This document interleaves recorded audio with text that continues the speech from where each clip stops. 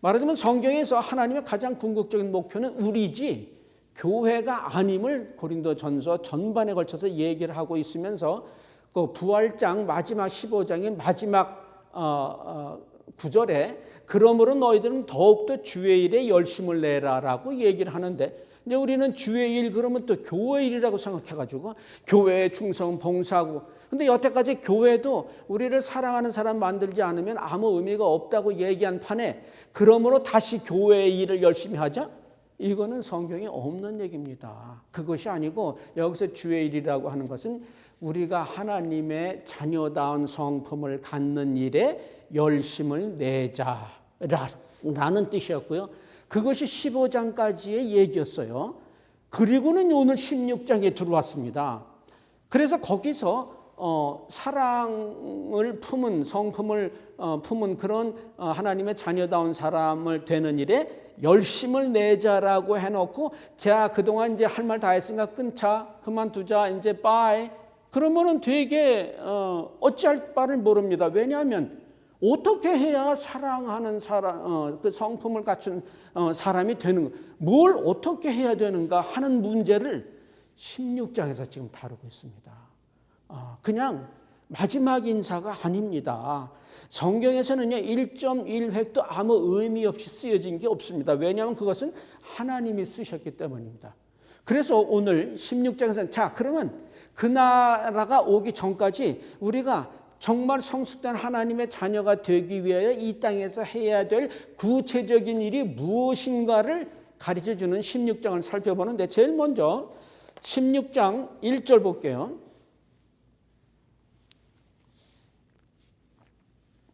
16장 1절, 성도를 위하는 연보에 대하여 내가 갈라디아 교회들에게 명한 것 같이 너희도 그렇게 하라. 매주일 첫날에 너희 각 사람이 이를 얻은 대로 저축하여 두어서 내가 갈 때에 연보를 하지 않게 하라. 이제 그리고는 쭉 나옵니다. 그러니까 사도 바울이 여태까지 우리가 아는 사도 바울은요 돈에 대해서는 관심이 없는 분이었어요. 근데 지금 제일 먼저 16장에 어떻게 하면 사랑하는 성숙된 그리스도인이 되느냐 하는 거에 첫 번째 돈 얘기를 꺼내니까 상당히 의외입니다. 그죠? 아니 사도 바울이 돈 얘기를 꺼내? 사실 알고 보면 돈은 굉장히 중요합니다. 그렇지 않습니까? 우리가요 돈에 초월했다고 하는 사람은 거짓말입니다. 왜냐하면 우리가 육체를 입고 있기 때문에 숨만 쉬어도 돈이 필요한 거예요. 그렇지 않습니까? 우리가 무슨 허위 호식을 해야 돈이 필요한 것이 아니라 가만히만 있어도 배가 고프고 밥을 먹어야 되고요. 가만히만 있어도 날씨가 어두워지면 추워가지고 어디 또 들어가야 되니까 아파트가 필요하고 말이죠.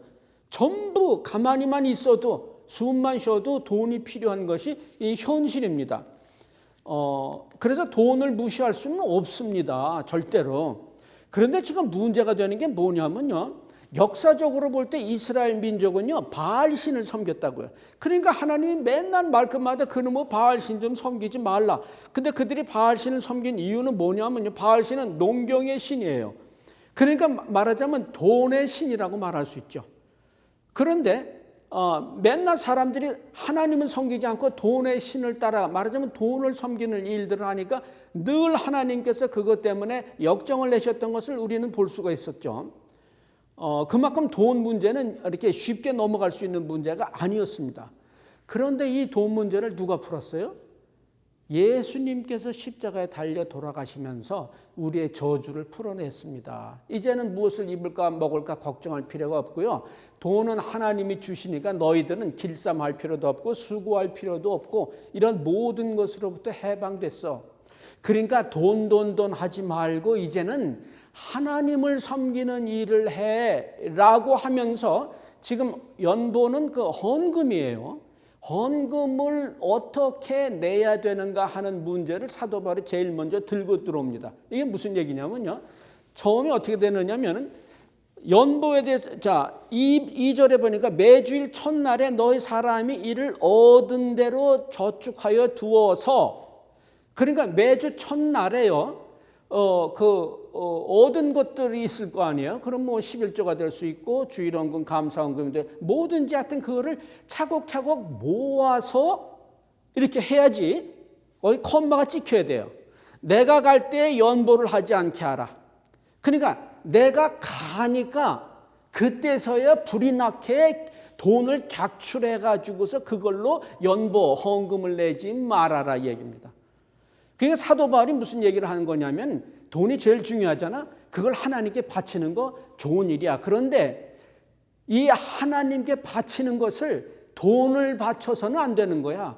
항상 하나님을 염두에 두고 있고 그를 그리워하고 그를 사모하는 마음으로 그에게 바치는 것을 항상 준비하고 있어야 되고 항상 그에 대한 생각이 내 뇌리에서 떠나는 일이 없어야 돼. 그래가지고 모인 돈을 준비된 것을 갖다 바쳐야지. 아니 사도 바울이 벌써 왔어? 내일 온다더니 벌써 왔단 말이야? 야, 돈 있는 거 좀 전부 긁어봐. 이렇게 하는 건 거지 동냥하는 거다 그래요. 이거는 아니라는 거. 이거는 적선. 하나님이 뭔데 너희들이 하나님께 적선을 하느냐? 이 얘기를 지금 하고 있는 겁니다. 따라서 모든 여러분들의 재물은 전부 하나님께 바쳐야 되지만은 먼저 재물의 문제가 아니고 이것은 신앙의 문제라는 겁니다. 전부 하나님께 바칠 때에 전부라는 것은 이제 어폐가 있죠. 우리의 마음을 전부 바쳐야 된다는 겁니다. 그것이 되면은 우리가 바치는 재물이 의미가 있고 과부의 동전 두닙도 하나님이 받으시는 건데 그렇지 않고 돈이 있으니까 계산기 두드려 가지고 그냥 갖다 바쳤다. 그런 거 하나님이 받으시는 분이 아니다.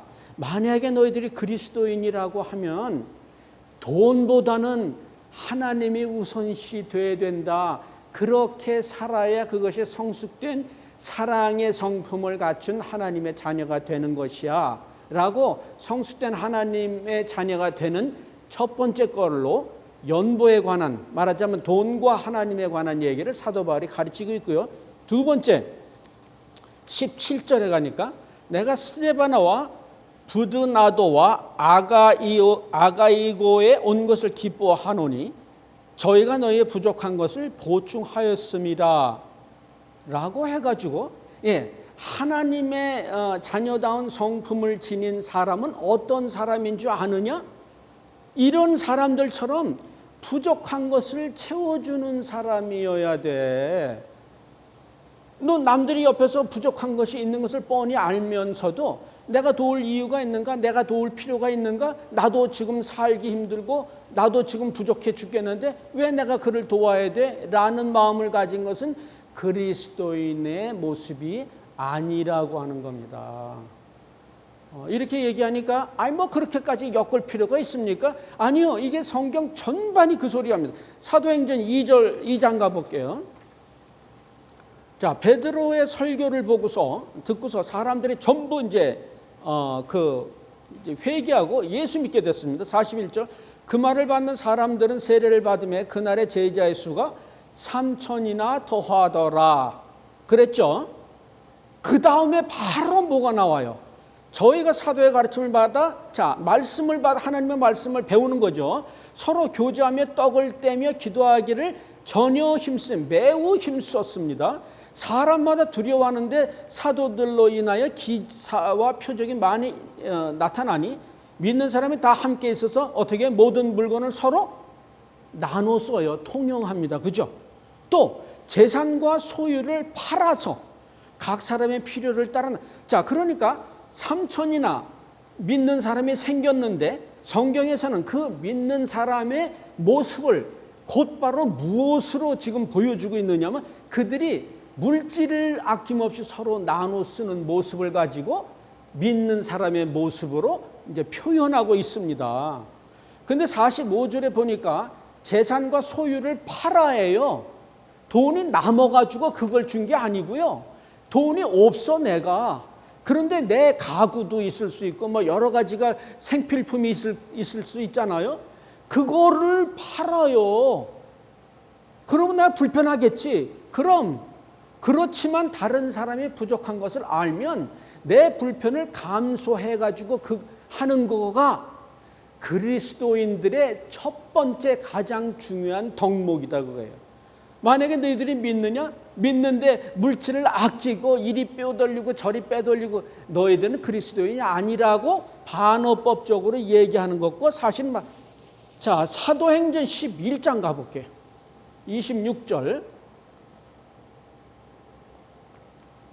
자, 만남에 안디옥에 데리고 와서 둘이 여기서 이제 그 바나바하고 바울입니다.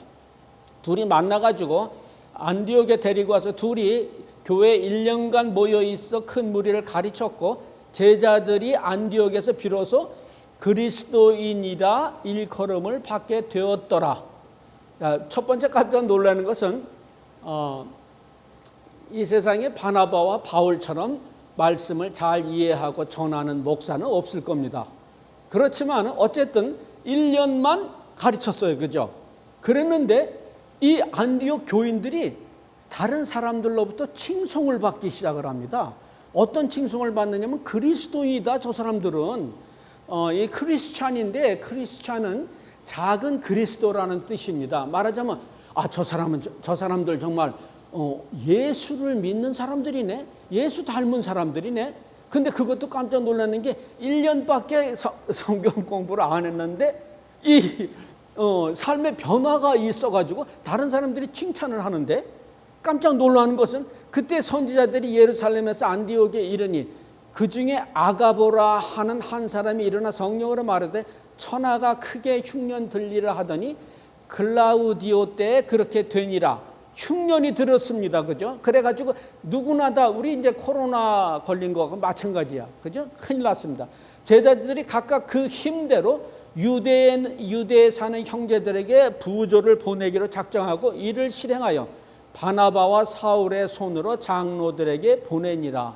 자, 그리스도인이라고 이제 칭송을 받았습니다. 그러면서 제일 먼저 성경에서 그리스도인의 모습을 표현한 등장시키는 게 뭐예요? 그렇게 흉년이고 그렇게 어려운데 유대에 사는 형제들에게 도움을 주기 위하여 객추를 하는 겁니다. 이것이 고린도전서 16장에서 사도 바울을 통해 하나님께서 너희들이 만약에 그리스도인이냐? 그렇다면 너희들의 물질을 아끼는 것은 참 그리스도인의 모습이라고 볼 수 없어 라고 사랑으로 그 나라를 준비하는 사람들의 구체적인 모습을 두 번째로 이제 소개하고 세 번째는요 5절에 있습니다. 고린도전서 16장 5절을 내가 마게도냐를 지날 터이니 마게도냐를 지난 후에 너에게 가서 혹 너희와 함께 머물며 과동할 듯도 하니 이는 너희가 나를 나의 갈 곳으로 보내어 주게 하려 함이라.